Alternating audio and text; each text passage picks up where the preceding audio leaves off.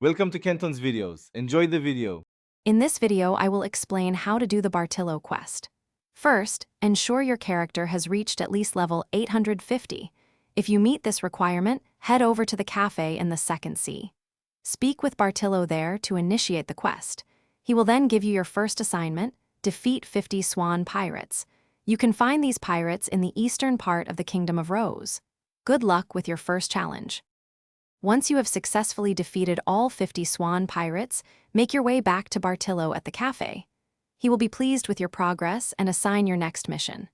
For this second step, you need to locate and defeat the formidable Jeremy boss. Jeremy can be found waiting for you at the very top of the mountain, situated directly behind where you fought the swan pirates.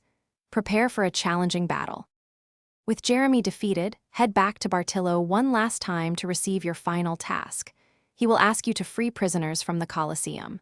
Before going to the Colosseum, you must first visit Swan's mansion, which is conveniently located directly above the cafe. Inside the mansion, specifically in a bedroom, you will find a table displaying a crucial button pattern. Make sure to memorize this sequence carefully, as you will need it very soon. Now, head to the Colosseum and enter the tunnel. Inside, you will find a series of buttons. You must input the pattern you memorized from Swan's mansion in the exact correct order to unlock the prison cells and free the gladiators. Once the prisoners are free, you have successfully completed the Bartillo quest. Your valiant efforts will be rewarded with the Warrior's Helmet accessory, 50,000 in-game cash, and a generous 35 million experience points. Thanks for watching. Consider subscribing if we helped you.